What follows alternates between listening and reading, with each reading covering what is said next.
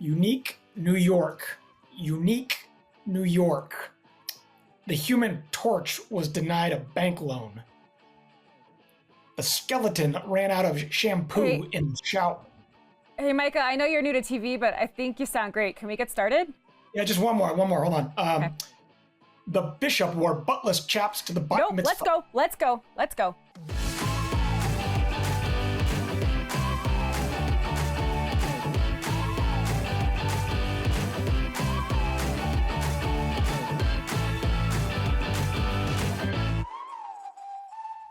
Welcome back to The Outside Show. I am Mo Beck, and next to me isn't Eland. No, it's Fred. I am sitting in Eland's seat because Eland and his partner welcomed their first child over the weekend. Woo! Healthy, screamy baby girl. Can't wait to meet her. I really hope he does some Steve Irwin stuff and brings her into show and tell. I know, we cannot wait to meet this child, but Eland is indisposed, on daddy duty. Yes, so joining me this week as my co-host is the one and only big boss here at Outside, Micah Abrams. One of the big bosses, I suppose. He doesn't like to admit it. Look at his face, but he is. Was that a short joke, Mo? Big. I'm very happy to be here. It's nice to see you, Fred. It's nice to see you, Mo. And I'm pleased that Elon thinks he wants weeks and weeks off to spend time with his new child. But because he hasn't had a new child yet, what he doesn't know is that he will probably be back next week. He'll be banging on the studio door, being like, "Let me in. I need the peace and quiet." Yeah. Let me read the news. Let me read the phone book. There's no diapers in the studio. Totally. I know. Well, speaking of the news. Yeah. Carry us in, sir. Okay, we have a few stories to get to this week. First one, kind of a sad and gruesome story, I'm not going to lie.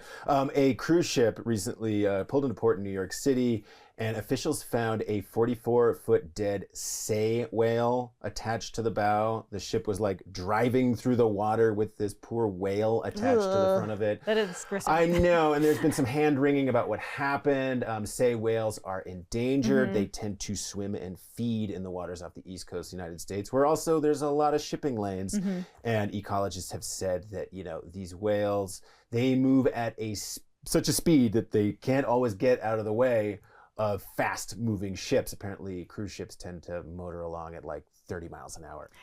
Yeah, I don't know, not to victim blame here, but the whale, they have good hearing, right? They whistle at each other from miles away.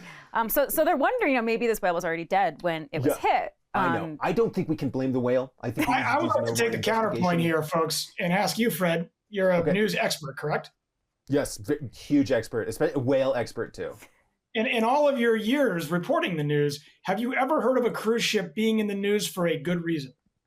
No. In fact, when I first saw the headline, I was like, oh, here we go. Norovirus, someone tipping over a buffet table, explosive diarrhea. I fall off the back, lost in the ocean. Totally. The usual cruise ship stories. But no, this one is different. Sounds like they're going to do a necropsy on the whale to figure out just what happened. Yeah. There's only so many of them left in the wild, so we've got to try to figure them out. Maybe put some bright markers on them so the cruise ships can see them, or get them little ear cones so they can hear the cruise ships coming. Maybe those are my very professional suggestions. Micah, you go on a lot of cruises. Do you get a refund if your cruise runs over a majestic marine animal? Do they give you some money back? Yeah, it's emotional trauma. I'm going to choose not to be offended by that assertion you just made, Fred. Yeah, you go for the live shows. I understand. Okay, next story on my rundown here. Also an animal story involving a much smaller animal, mosquitoes. Guys, it's springtime. It's mosquito weather. I don't know about you, but it's rainy. The snow is melting. There's standing pools of water everywhere, which means mosquitoes are buzzing around and nipping everyone. And we published a story on Backpacker recently that talked about how the mosquito zone of influence keeps expanding every year to higher elevations and also more northerly latitudes. Latitudes? Yes. And so they're saying that this study says that over the last 100 years, it's been an average of the mosquito zone raising 16 feet of elevation, or 21 feet of elevation, and 3 miles north from the equator. So, mosquitoes used to be, pretty much in tropical or subtropical environments. And according to my science, they're everywhere now.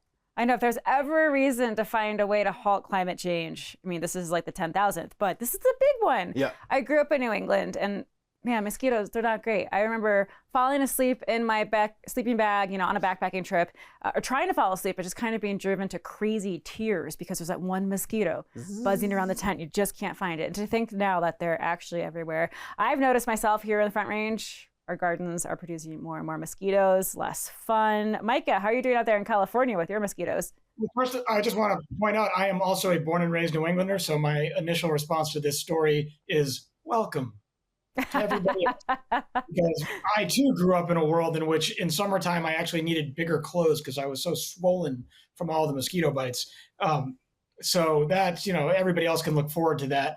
But honestly, on a serious note, like this is terrifying. These pests are meant to be in specific places, not everywhere. And it's not just mosquitoes, right? There's, reports of ticks that have been sort of migrating across the North American continent. So it really is a pretty troubling trend when you start to think about, again, all of the bad things that climate change puts. Yeah, why can't we get cute animals moving north? Oh, you mean sort of like a two-toed sloth? Oh, I would love that. Sign me up for that. We're gonna have to ask our wildlife biologist to answer that. Well, we can dig into that a little more when we get right back from this break.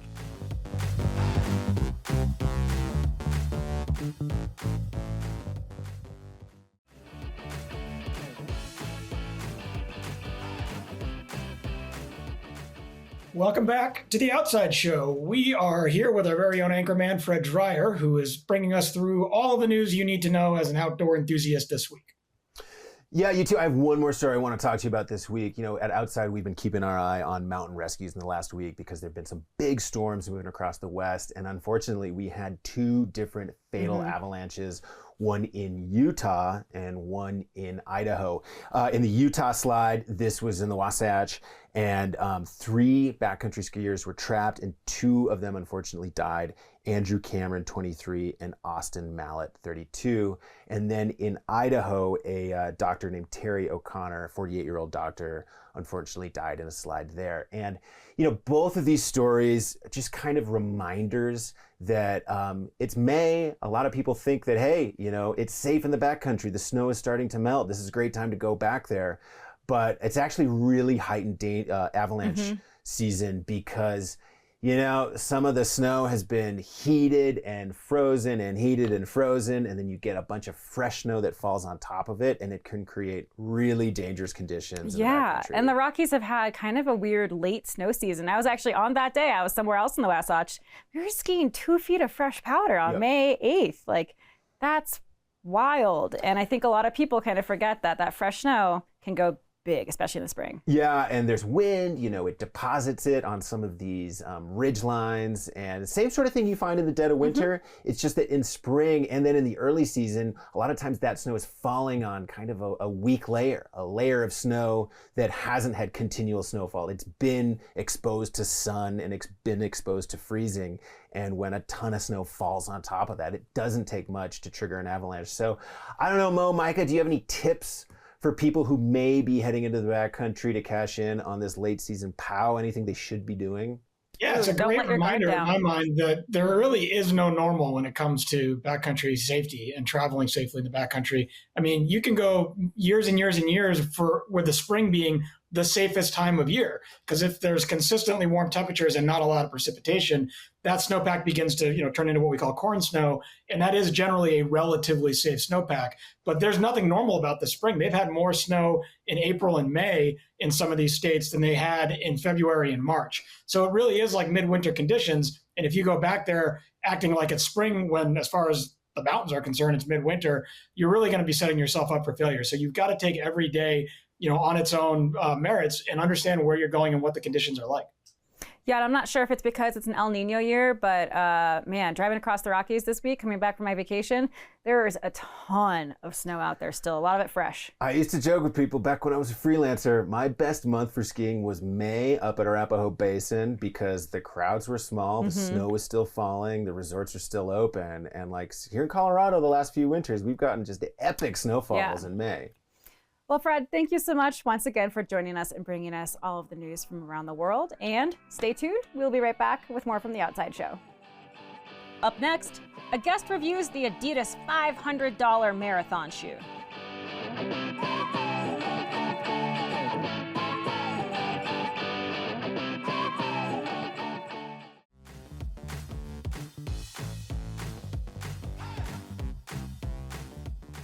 Welcome back to the Outside Show. Would you pay $500 for a pair of shoes that might only last one running race? To answer that existential question, we are pleased to welcome Abby Levine, one of the senior editors on the newly launched Outside Run. Welcome, Abby. Thank you, Micah. Thanks for having me. Absolutely. Give us a quick summary of what we're talking about here. This is a new shoe that is not readily available to the audience, but maybe they're hearing about it because it's a little unusual, correct? Yeah, so this shoe from Adidas came out in October, and Tigist Sefa set the world record for the women's marathon the next week. She ran 2:11 in these shoes, which for context is about as fast as our fastest American men are running in the marathon these days. And Adidas released 500 pairs of the shoes at the time. One of our gear editors got a pair, and he put them to the test to see how long they actually lasted. What was that fight like in the office to see who got to test these? I stayed out of it. Conflict avoidance over here. So he tested them, and again, these are advertised as like a kind of disposable-ish, maybe not, but like one-time use, good for one marathon is sort of the marketing narrative here. Is that true? Long story short, no, it is not true. They do last more than one marathon. Okay, so there's not like a Mission Impossible style self-destruct button buried in the midsole. You're good to keep wearing them for a little bit longer. Thankfully not. Thankfully, you get a little bit more than one marathon out of your $500. So what are they saying then? Like, why is this a marketing thing? Or does something change in the structure of the shoe after, say, 100 miles that just really make it different? Yeah, great question. So this shoe is made with a proprietary type of foam. And unlike a lot of foams, which are pretty durable, this one, as soon as you start running in it, it starts compressing. So the time starts ticking first run in them, and basically the more they compress, the less airy, the less bouncy, the less springy they're going to feel. So that's the limiting factor on these shoes. Okay. Abby, there's different kinds of so-called super shoes. My understanding is this Adidas shoe sort of takes it in one direction. What are other ways that shoe manufacturers have tried to dramatically increase performance through materials and design? Yeah, so up until about 6 years ago, it was the lighter the better, and running shoes at that time were these teeny little flimsy shoes. Your legs just felt so trashed after running in them. And then about 6 years ago, Nike totally upended the narrative by coming out with this carbon-plated shoe, aka the super shoe. And basically the carbon acts as a spring under your foot. And so while that shoe is about twice as heavy as traditional racing flats, the spring effect more than made up for that increase in weight. Then enter Adidas, and they were like, hold my beer. And they combined the really lightness of the traditional flat with that springy effect in the super shoe to get the best of both worlds. So there's like science and data here saying that the lighter your shoe, yes, generally, the faster you'll go. Yeah, so basically for every 100 grams you're able to shave off the shoe, you're going to go about 1% faster. And then when Nike came out with their first super shoe, they found a 4% increase. And so if you think about a 3-hour marathoner, that's over 7 minutes faster. And so now we're getting an even bigger increase with this shoe. Abby, is this the kind of thing that average runners should really be paying attention to? Or is this really technology that's meant for people who maybe don't even have to pay for their own shoes because they're professionals? That is a great question, Micah. This particular Adidas shoe is really geared towards the 3-hour and faster marathoner. Plus, they're basically impossible to get. Adidas has released only a little over 500 of them ever, so good luck even trying to find them. But most super shoes now, the price has really come down. You can get a great pair of racing shoes for like $150, which is about what you're going to pay for a pair of trainers. And a lot of those shoes have shown benefits for marathoners of all speeds. Yeah, it seems like maybe in the running world, we're getting sort of the NASA effect, where they're discovering at the higher end some really cool new tech. And then after a couple of years, it trickles down, and now we all have microwaves in our kitchens. Exactly. We're getting microwaves in our shoes, so to speak, with thanks to this new technology. Yeah. And I mean, when the first Nike shoe came out, it was unbelievably expensive, like $400. And as I said, now $150. So what's an example of the durability of this shoe? You said that the editor's takeaway who tested it was that perhaps you could get more than a marathon. I'm not going to run any marathon, so maybe I should buy these because they'll last a while. Yeah. So Corey, our gear editor who tested them, he didn't actually run a marathon in them. So not necessarily completely analogous, but he ran 300 miles in these shoes, and he found that up to the 200-mile mark, there was really no performance difference. He would have continued to run a marathon in them if he was running marathons. But after that 200 mark, the foam did start to compress. It felt less springy. But he said it was still good for workouts, running a 5K or a 10K. So you're still getting about 300 miles worth of use out of this shoe, which, for reference, a traditional trainer, you're getting about 500 miles. So not that different. Okay. Now let's talk about the soles of these guys. Like, I've never Yes. seen a shoe that looks this naked. Yeah. So true. So most running shoes have some rubber lugs underneath them, some tread, so that if it's wet or slippery or rocky, you're gonna be able to stay upright. These shoes just have this really thin slick of rubber on the bottom. So Corey found totally fine on a dry road, but don't even bother if it's remotely wet. Stay far away Like from the racing shoes. tires, right? Exactly. Just there to go fast and look pretty. Exactly. That's it. And the upper on the shoe, so the top of the shoe, it's see-through, which Adidas has said is a metaphor for the speed and the lightness of the shoe. Oh, I love a deep sneaker. Exactly. And these shoes are unbelievably light. Everyone I've talked to who's running them has said that they feel like you don't have anything on your feet. The women's size, like 7.5, is less than 5 ounces, which for reference is like if you're running in those like Vibram, remember those Vibram 5-fingered shoes? Oh yeah. Like basically the same weight as those. Wow. I was going to ask you about those shoes because I was curious if some of the innovation and technology that we're seeing put to use in this type of shoe is maybe not necessarily like, are we going to see this as the first iteration of something that we're still seeing rolled out in new shoes 3, 4, 5 years from now? Or is it actually going to go in a different direction? I think we're going to continue going in this direction, but basically what we're seeing is this arms race among all of the shoe brands. And up until now, Nike has been leading the charge and no one has been able to remotely keep up. This is the first time that Adidas has actually taken the lead, and they're now at the cutting edge of innovation in shoe technology. So I'm very curious to see what Nike does next. Yeah, well, Abby, I hope you come back and keep us posted. And hey, if you find a pair of those in a size 8.5 and just want to slide them my way, I'm ready to see what that feels like. Shall do. We'll be back with more from The Outside Show. Don't go away. Our bestie Chris Foster is back with one of his signature triathlon updates.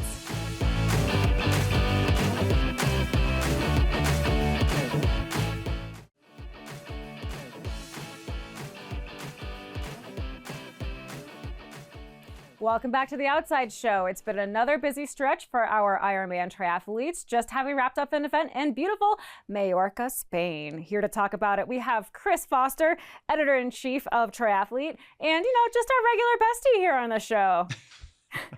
Oh, I've upgraded to bestie. That's nice. I think do I get like an insulated coat for being a bestie? I think so. Yeah, you're going to have, it's TOS bestie. It's in the mail. I've seen to it. Awesome. Thank you. So what do we see coming out of Majorca this week? So it was a lot of different things in Majorca. Like we talked about last week, this is kind of the European opener for the Ironman Pro Series. We've already had Oceanside, Ironman Texas, but a lot of the European names weren't here in North America. They were, off training. Last week we talked about Emma Pallant-Brown and Laura Philipp being big names at the front of the women's race. They were there. I mean, I wouldn't say it was a predictable race, but we saw a great battle up front between those two ladies. Emma Pallant-Brown overcame tons of bad luck early in the season, a DNF in Miami, a bad bike crash at Oceanside. We got to see kind of the athlete that we expected when she moved up with just 6K to go to break the tape. And Laura Philipp in second from Germany, also kind of to be expected in the women's race. Yeah. Chris, are we unfamiliar with the names of some of these competitors simply because they're European-based and maybe not coming stateside to compete? Or are these not necessarily folks that are going to be in the mix as the year goes on? Yeah, that's a good question. So in the women's race, I would say Emma Pallant-Brown, Laura Philipp, the top two there. Those are big names. Like you will recognize those at 70.3 World Championships, at Ironman World Championships. The men's field, however, these are guys who don't, the podium, they don't necessarily race in North America very often. They might not come up on your radar when you're looking at like a world championship level field.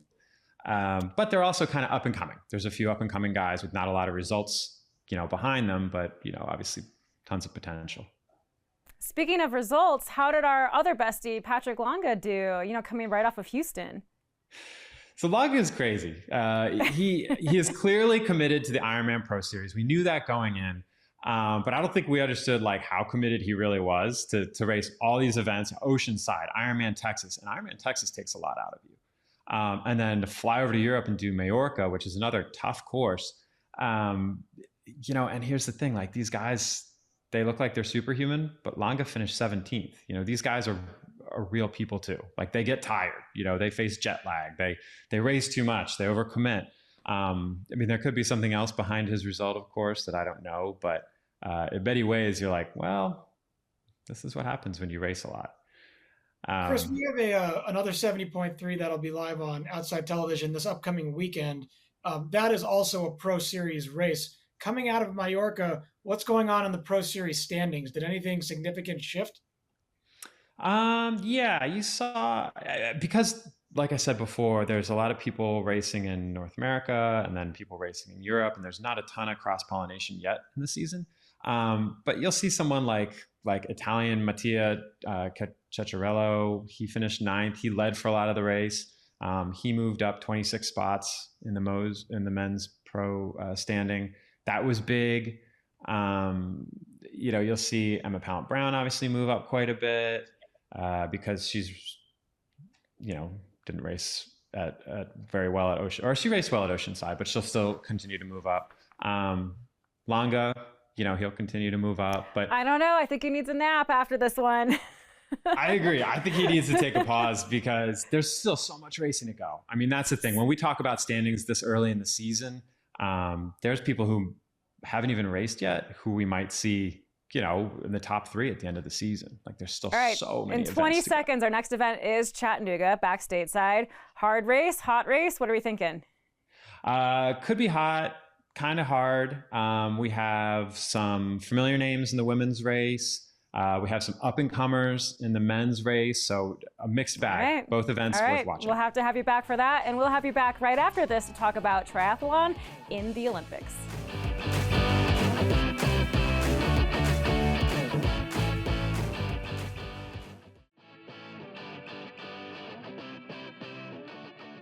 Welcome back to the Outside Show. We are here with our good friend Chris Foster from Triathlete Magazine, and we are talking about everything going on in the world of Ironman at the moment.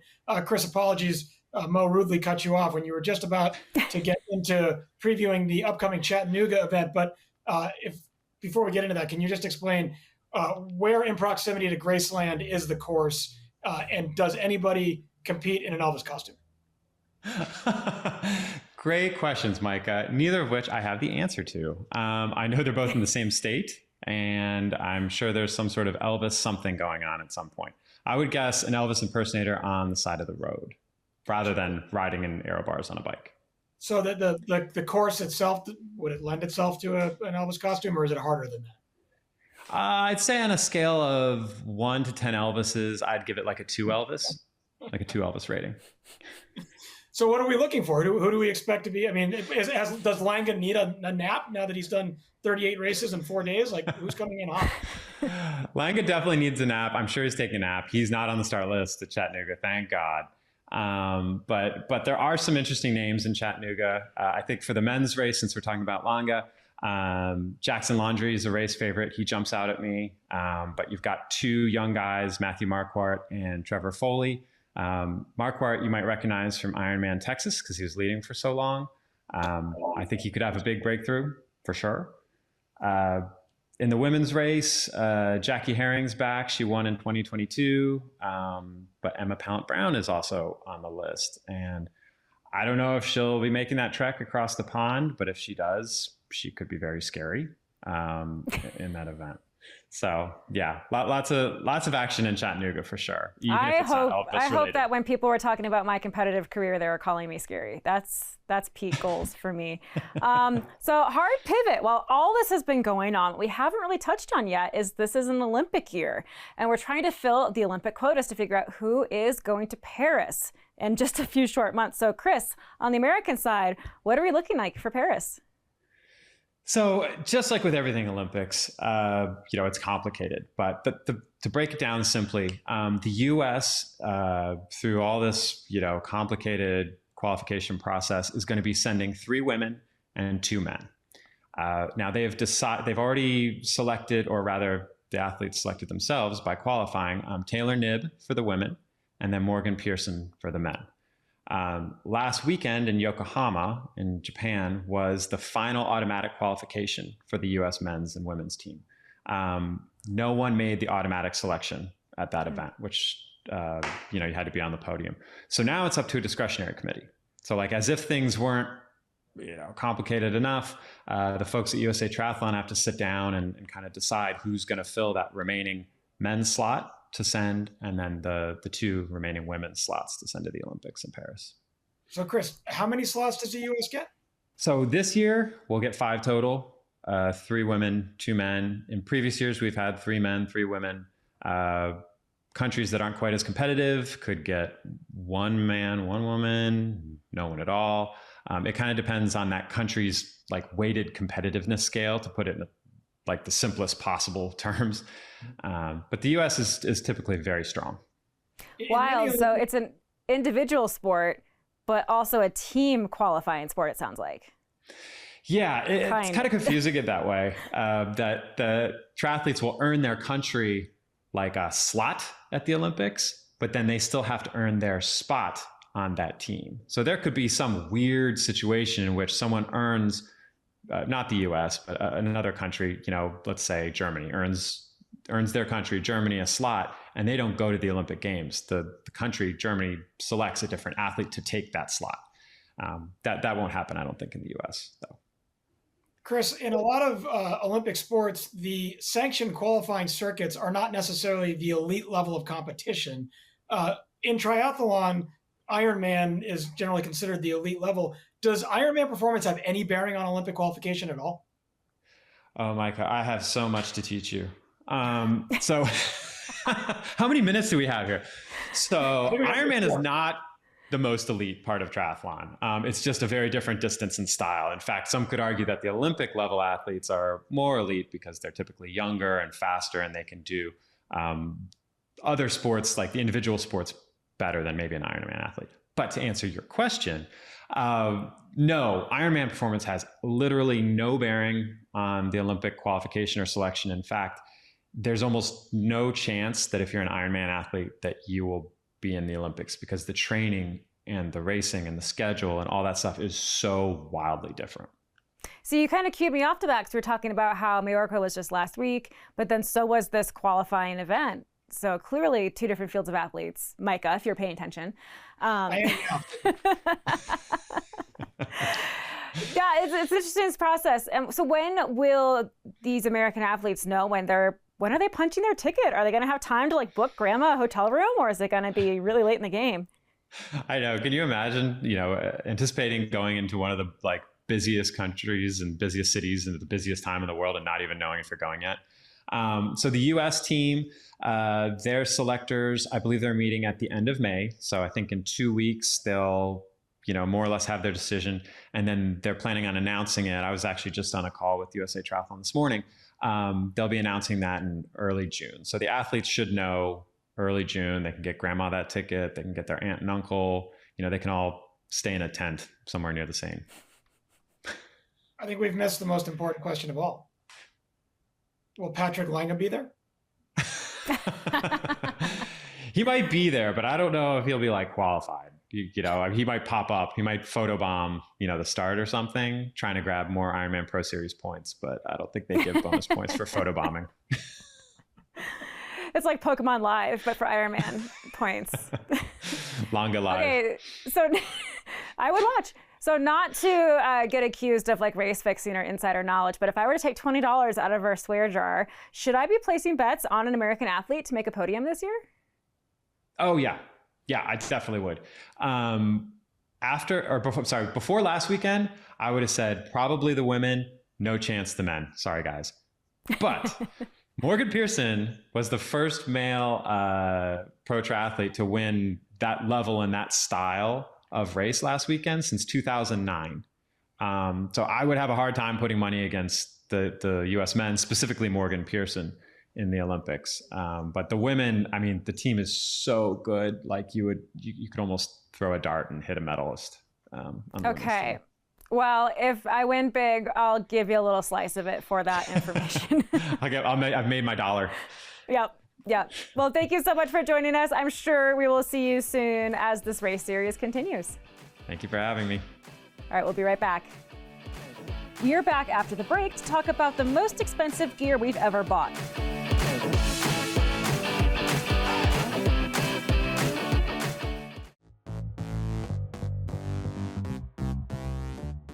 Welcome back to the Outside Show. You know, when we were speaking to Abby Levine a little while ago about a $500 single-serve marathon sneaker, it got Mo and I wondering, what's the most irresponsible gear purchase we've ever made?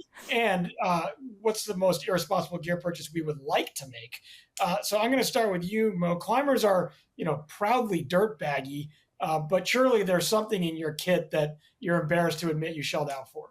Oh, I mean, I am not really embarrassed by much. I'm pretty proud of it all. Probably the most extra spendy thing I've ever done was get a camper trailer. It's pretty much a tiny house on wheels. And I remember when I bought it, I was like, oh, it has air conditioning. I'll never use that. It has a TV. I'll never use that. Tell you what, my favorite thing to do on hot days is to pump the air conditioning and watch some old movies. But again, that's something I'm proud of. I love it. I got it for my dogs, really. But I think the expensive thing that snuck up on me the most was when my husband got into whitewater rafting. Whitewater rafting is kind of inexpensive when you think about it, a small picture. He promised me the all-in budget was maybe going to be $5K, like $3K for the rubber, $800 for the frame, couple $100 for the oars. When it hit $10,000 of straps and coolers and equipment and then a second boat and a trailer, he kind of stopped talking to me about it. But it's been well worth it. We've had so many adventures on the raft. No regrets there, but a little spendier than I thought it would be. Raft folks are also sort of proudly dirt baggy. Does it get less dirt baggy at that price point? No. They're dirt bags, but also like to sleep well, right? So one of the reasons it is so expensive is because it's effectively car camping on a boat. So we have the giant 6-person stand-up tent. We have the fancy, thick sleeping pads because we can. You have big, heavy, expensive stoves at 3 burners with 1 billion BTUs because you can eat well on the river. Because again, it's just car camping, but your car is the boat. You can bring a lot of heavy stuff. And when you bring heavy stuff, you end up buying some silly things.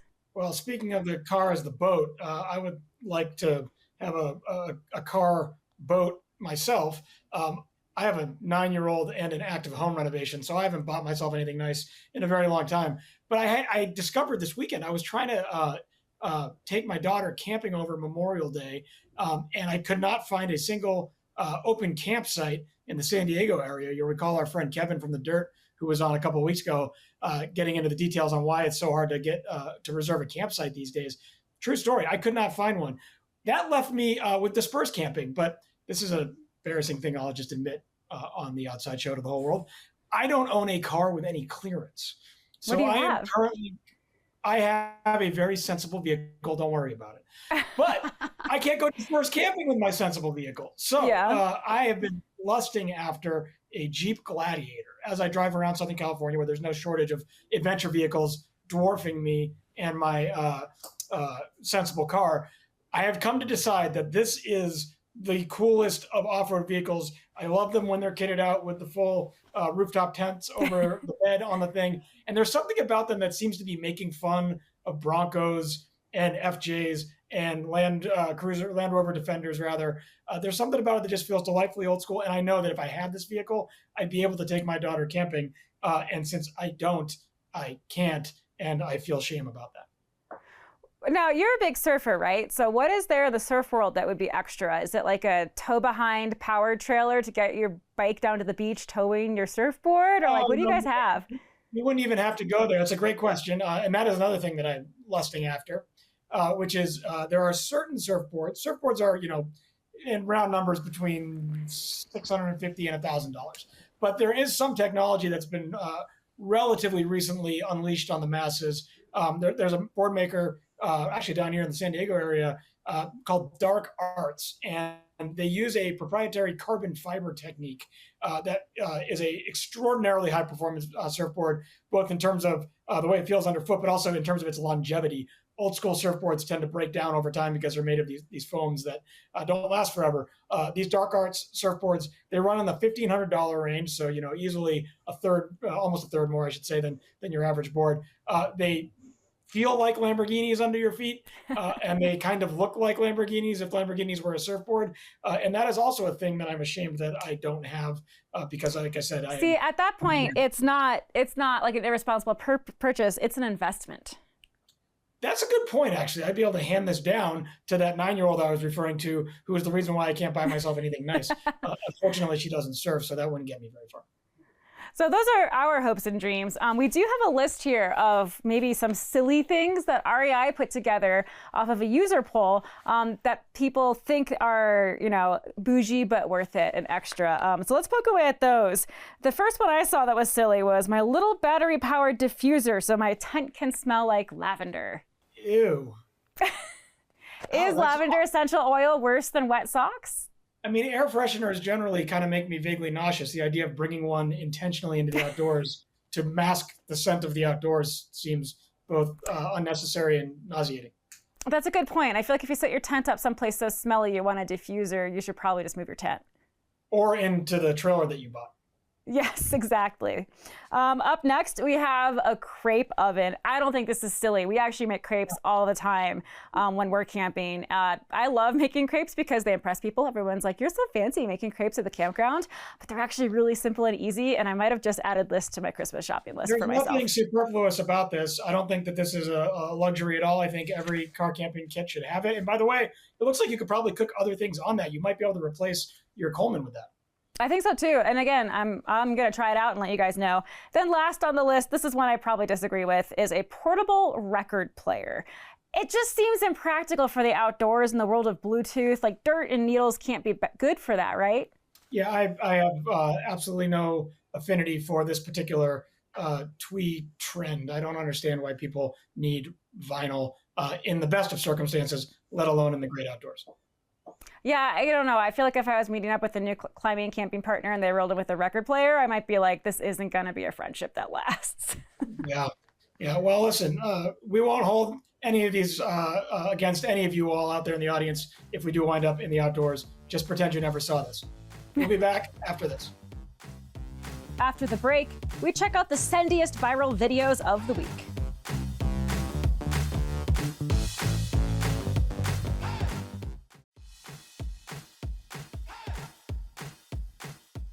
Welcome back to The Outside Show, where we have rounded up our top videos from around the world of socials. Micah, are you ready to dive in and get a little weird and maybe a little inspired?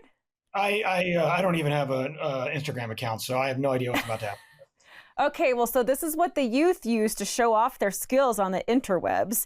Okay. And we're going to start off with French climber Oriane Berton doing a V11 dyno move on an outdoor boulder. Let's take a look. Now, a dyno is when you launch your entire body through the air, all points off, and then grab your next hold. And a V11, that's a pretty serious grade. That's certainly something that I'll never touch. The idea of letting go of the rock just sounds terrifying no matter what. How significant a dyno is that in your mind? I mean, that's pretty big. So she is mostly a comp climber. She just won silver medal at the Salt Lake Bouldering World Cup last week. And so I think she's maybe used to more than others these sort of coordination, all holds off moves, because that looks like a gym climbing move to me. Kind of hard to find those outside that good and that clean. And you know what? She looks committed. And what my favorite part is at the very end there, how stoked she looks to have got it and stuck it and not fallen backwards into those pads without a spotter. My favorite part is the fact that apparently those pads are supposed to do something. If she had actually not made that move, would those pads have saved her back? Yeah, they probably would have been better than nothing. She'd probably still have a rattly brain. It seemed like maybe they were sort of positioned by her like small of her back and not maybe her head. Yeah, normally I would want a spotter on that move. So if I did punt, they could at least make sure my skull's not hitting first. But you know what? It's Orion. She is one of the best climbers in the world. So I think she just knew she had it. Well, from best climbers in the world to a mountain biker of some repute, let's move on to a different video, which is incrementally more in my wheelhouse. So that is a downhill biker, a mountain biker named Braga Vestovic. I don't know if I pronounced that correctly. Don't hate me, Braga. Braga is one of the most talented and respected downhill freeride mountain bikers in the world. That is how he goes to breakfast in the morning. So, like, is there any semblance of control there, or is he just pointing her downhill and letting her rip?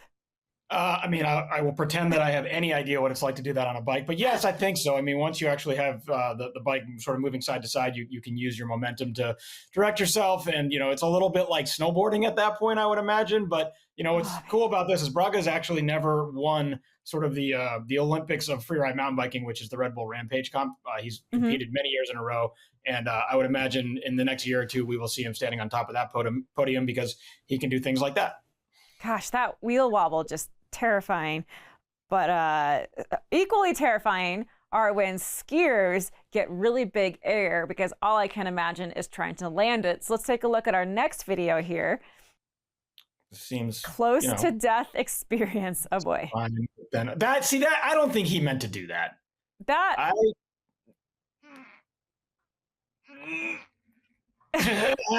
Oh no, he's not fine. Oh, I thought he was fine. He's not fine. Oh, I'm a little worried that I cut off there because it looks like he had a couple more cliff bands to go before he was in the clear. I can't imagine that was on purpose. Sometimes these guys, they're scouting their lines from helicopters and they take photos on their phone to study, and then once they get on the face, they get a little bit lost in 10 or 15 feet in the wrong direction. And I would love to know the stats on how far, the depth of that. That is wild. And I don't know, if that was me, I would have wiped out a lot harder than just getting too far back seat. That's why he's a professional. That's why he's a professional, and that's why my knees are intact. We will be back with more from around the socials right after this break.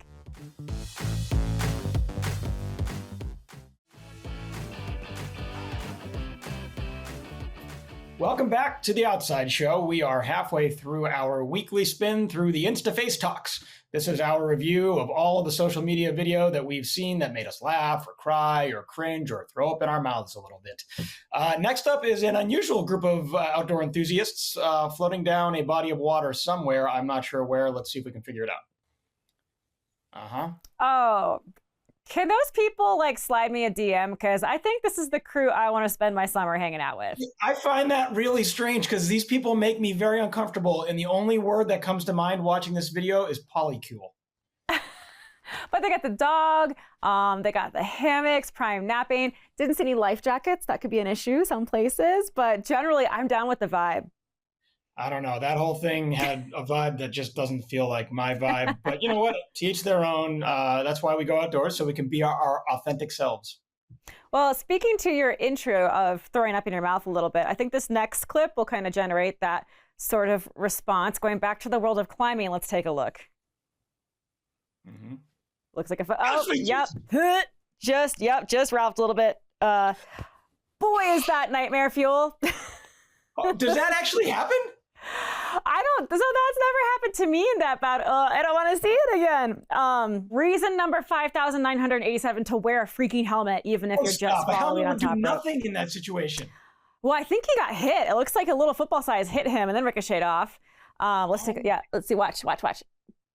Maybe a shoulder. Yeah. Oh, when you're the person going second, so you're on top rope, you feel pretty safe and secure. That just is nightmare fuel to that belief. That video just did less for the climbing industry than anything that's happened in the last 15 years. People are going to actively start quitting now. Yeah, knitting is looking better and better every day. God, that was absolutely terrifying. Okay, so that was just a poor that was unlucky. These gentlemen are trying to make their own way to kill themselves, as best I can tell. I haven't seen this yet. What on earth?